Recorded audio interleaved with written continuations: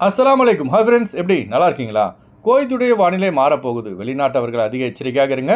குவைத்தின் வானிலை ஆய்வு மையம் வெளியிட்டுள்ள மிக முக்கியமான தகவலை பார்க்க போகிறோம். அடுத்து குவைத்தில் அதிகரிக்கும் செக்கிங் முக்கிய வீடியோ வெளியிட்ட உள்துறை அமைச்சகம்.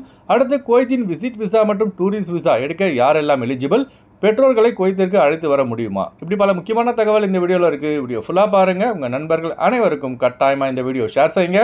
இப்போ வாங்க குவைத்துடைய மிக முக்கியமான நியூஸை பார்ப்போம். குவைத்தில் தற்போது வானிலை மாற்றம் ஏற்பட்டுள்ளது. இதன் காரணமாக கடந்த சில தினங்களாக குவைத்தின் பல்வேறு பகுதிகளில் மணல் காற்று வீசி வருகிறது. மணல் காற்று வீசி வருவதற்கு மிக முக்கிய காரணமே குவைத்தில் மழைக்காலம் ஆரம்பிக்க போகும் அறிகுறி என வானிலை ஆய்வு மையம் தெரிவித்துள்ளது.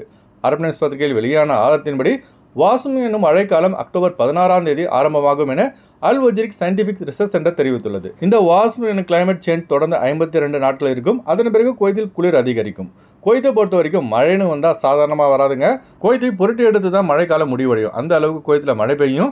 குவைத்துடைய கிளைமேட் எப்படின்னு பார்த்தீங்கன்னா, வெயில் அடித்தாலும் ஓவராக அடிக்கும், குளிர் வந்தாலும் ஓவராக வரும், மழை வந்தாலும் ஓவராக வரும். எல்லாமே எக்ஸ்ட்ரீம் கிளைமேட் தான். அதனால் குவைத்தில் உள்ள நம்ம ஆளுங்க கிளைமேட்டுக்கு ஏற்றாற்போல் மாற்றிக்கொள்வது அவசியம்.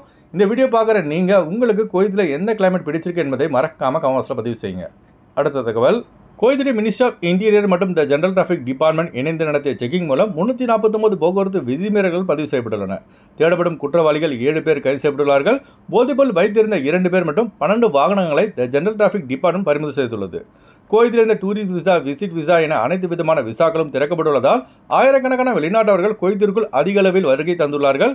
இதில் சிலர் தங்களுடைய விசா எக்ஸ்பைரி ஆகியும் குவைத்தை விட்டு வெளியேறாத காரணத்தினால் இப்போ குவைத் முழுவதும் தீவிர செக்கிங்கை மேற்கொள்ளுமாறு குவைத்தின் டெபுட்டி பிரைம் மினிஸ்டர் மற்றும் உள்துறை அமைச்சருமான ஷேக் ஃபஹத் அல் யூசுல் சபா அவர்கள் உயர் அதிகாரிகளுக்கு உத்தரவை பிறப்பித்துள்ளார்கள். அதனால் குவைத்தில் உள்ள நம்ம ஆளுங்க விசா எக்ஸ்பைரி ஆவதற்குள் விசாவை ரினியூல் செய்து கொள்ளுங்கள். அதுபோல் எந்த விசாவில் நீங்கள் குவைத்திற்கு வந்தீர்களோ அதே விசாவில் மட்டும் வேலை செய்யுங்க. அதுபோல் விசா எக்ஸ்பைரி ஆனவர்களுக்கு அடைக்கலம் கொடுக்கும் வெளிநாட்டவர்கள் மீதும் நடவடிக்கை எடுக்கப்படும் என உள்துறை அமைச்சர் அவர்கள் எச்சரிக்கை விடுத்துள்ளார்கள். அடுத்து நம்ம சப்ஸ்கிரைபர் ஒருத்தவங்க ஒரு டவுட் கேட்டிருக்காங்க. ப்ரோ, நான் குவைத்தில் ஒரு கம்பெனியில் ஸ்டாஃபாக ஒர்க் பண்ணுறேன். என் கணவர் இந்தியாவில் இருக்கார். நான் என் கணவரை விசிட் விசா மூலம் குவைத்திற்கு அழைத்து வர முடியுமான்னு கேட்டிருக்காங்க. தாராளமாக குவைத்திற்கு அழைத்து வரலாங்க. மாஃபி முஷ்கில. ஆண் பெண் யாராக இருந்தாலும் தங்களின் ஸ்பவுஸ் மற்றும் குழந்தைகளை விசிட் விசாவில் குவைத்திற்கு அழைத்து வர முடியும். அதுபோல் Saudi Arabia, Dubai, Oman, Bahrain, Qatar ஆகிய நாடுகளில் வேலை செய்யும் இந்தியர்கள் மற்றும் இலங்கையை சேர்ந்தவர்கள் டூரிஸ்ட் விசா எடுத்து குவைத்துக்கு வர முடியும். ஆனால் இந்தியா மற்றும் இலங்கையிலிருந்து டூரிஸ்ட் விசா எடுக்க முடியாது. அதாவது ஜிசிசி நாடுகளில் ஒர்க் விசாவில் வேலை செய்யும் வெளிநாட்டவர்கள் மட்டுமே குவைத்தின் டூரிஸ்ட் விசாவிற்கு அப்ளை செய்து வர முடியும். அதுபோல் ஃபேமிலி விசிட் விசாவில் கணவன், மனைவி, குழந்தைகளை குவைத்திற்கு தாராளமாக அழைத்து வர முடியும். ஆனால் பெற்றோர்களை ஃபேமிலி விசிட் விசாவில் குவைத்திற்கு அழைத்து வருவதற்கு the residency affairs department special permission வாங்கிய பிறகுதான் பெற்றோர்களை குவைத்திற்கு அழைத்து வர முடியும். அடுத்து வாங்க ஃப்ளைட்டுடைய அப்டேட் பார்ப்போம். குறைந்த கட்டணத்தில் விமான டிக்கெட் எடுக்க விரும்புபவர்கள் ஸ்க்ரீனில் தெரிகிற ஜியா டிராவல்ஸ் நம்பரை கனெக்ட் பண்ணிட்டு குறைந்த கட்டணத்தில் விமான டிக்கெட் எடுத்து கொள்ளலாம். அதுபோல் பிசிசி, மெடிக்கல் ஸ்டாம்பிங், அட்டஸ்டேஷன் இந்த ப்ராசஸும் செய்து தரப்படுகிறது. சென்னை டு குவைத் 15,500 ரூபாய்க்கு இண்டிகோ ஏர்லைன்ஸில் ஃப்ளைட் எடுக்கலாம். குவைத் டு சென்னை 28 குவைத் தினாருக்கு இண்டிகோ ஏர்லைன்ஸில் ஃப்ளைட் எடுக்கலாம். கொச்சின் டு குவைத் 13,500 ரூபாய்க்கு ஜிஸ்ரா ஏர்லைன்ஸில் ஃப்ளைட் எடுக்கலாம். குவைத் டு கொச்சின் 28 குவைத் தினாருக்கு ஏர் இந்தியா ஃப்ளைட்டில் ஃப்ளைட் எடுக்கலாம்.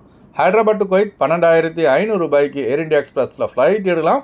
குவைத் டு ஹைதராபாத் 32 குவைத் தினாருக்கு ஏர் இந்தியா எக்ஸ்பிரஸில் ஃப்ளைட் எடுக்கலாம். மதுரை டு குவைத் 18,500 ரூபாய்க்கு ஸ்ரீலங்கன் ஏர்லைன்ஸில் ஃப்ளைட் எடுக்கலாம். குவைத் டு மதுரை 39 குவைத் தினாருக்கு இண்டிகோ ஏர்லைன்ஸில் ஃப்ளைட் எடுக்கலாம்.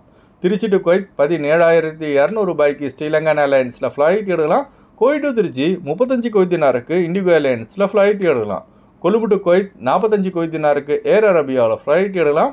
குவைத் டு கொழும்பு 32 குவைத் தினாருக்கு சலாம் ஏர்வேஸில் ஃப்ளைட் எடுக்கலாம். அடுத்து வாங்க குவைத்துடைய தினார் ரேட் பார்ப்போம். ஒரு தினார் குவைத் இந்தியாவின் மதிப்பு 286 ரூபாய் 83 பைசாவாக உள்ளது. ஒரு தினார் குவைத் இலங்கையின் மதிப்பு $975 22 பைசாவாக உள்ளது. இப்போ நான் சொன்னது குவைத்துடைய அல்மலா ரேட்டுங்க. அடுத்து குவைத்துடைய கோல்டு ரேட் பார்ப்போம். 1 கிராம் 24 கேரட் தங்கத்தின் விலை 39 தினார் 947 ஃபில்ஸாக உள்ளது. 1 கிராம் 22 கேரட் தங்கத்தின் விலை 36 தினார் 631 ஃபில்ஸாக உள்ளது. ஓகே ஃப்ரெண்ட்ஸ், இந்த வீடியோ நம்ம ஷேர் செய்யுங்க. இந்த வீடியோ சம்பந்தமாக நீங்கள் என்ன நினைக்கிறீங்க என்பதை மறக்காம கமெண்ட்ஸில் பதிவு செய்யுங்க. எப்போதும் இணைந்திருப்போம். உங்களின் ஒருவன் ஜியாவுதீன். அஸ்ஸலாமு அலைக்கும்.